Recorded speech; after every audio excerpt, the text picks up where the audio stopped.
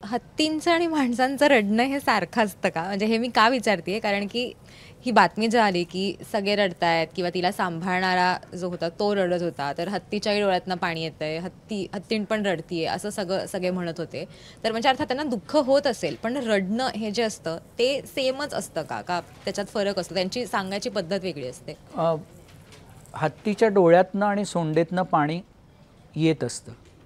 कारण आपल्याला जसे घाम येण्याकरता स्वेट ग्लँड्स आहेत, काय म्हणणार त्याला, घर्मरंध्र आहेत, तशी घर्मरंध्र हत्तीला नसतात. त्यामुळे बॉडी टेम्परेचर कंट्रोल करण्याकरता हत्ती कान हलवत असतो. त्याच्याने 3 ते 5 डिग्रीने त्याचं बॉडी टेम्परेचर कंट्रोलमध्ये राहतं. आणि इतर वेळी तुम्ही सोंडेच्या टिपेला हात लावलं की ती ओलीच लागते आणि डोळ्यातनं हे पाणी येत असतं. पण त्यांचं दुःख व्यक्त करण्याचे, आता मला जो अनुभव आला तो मी तुम्हाला असं सांगतो की एके ठिकाणी एका हत्तीणीचं पिल्लू वारलं. तिने जेवण सोडून दिलं. त्या पिल्लाच्या दुःखामध्ये तिने जेवण सोडलं. जेवण सोडल्यानंतर मॅट्रियार्कने तिचे प्रयत्न केले की तिने जेवावं, खावं, पण ते नाही जमलं. मग वन खात्याने आम्हाला सांगितलं की तुम्ही एकदा येऊन प्रयत्न करा, की कारण न खाणं हे हत्तीला फार कठीण असतं. दिवसाला 200 किलो खाणारा प्राणी जर खाल्लंच नाही तर ते कठीण असतं.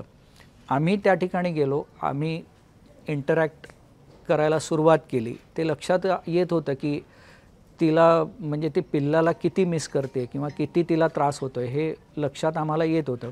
आणि त्या परिस्थितीमध्ये मग कम्युनिकेट करून आम्ही तिला खायला तयार करत होतो. आणि त्या ह्याच्यात एका क्षणाला ती पाण्यात जाऊन उभी राहिली. आणि पाण्यात जाऊन उभी राहिल्यावरती ती सतत सोंडेने विशिष्ट पद्धतीने स्पर्श करायचा प्रयत्न करत होती. आमच्याबरोबर वन अधिकारी होते, तर त्यांना सांगितलं की कमी गर्दी आपण इथे ठेवूया. त्यांना विनंती केली की तुम्ही दुसऱ्या टोकावरनं सगळं शूट करा हवं तर, पण बघूया ती रिॲक्ट काय करते. आणि जशी गर्दी कमी झाली तशी चक्क तिने डोकं माझ्यासमोर टेकलं.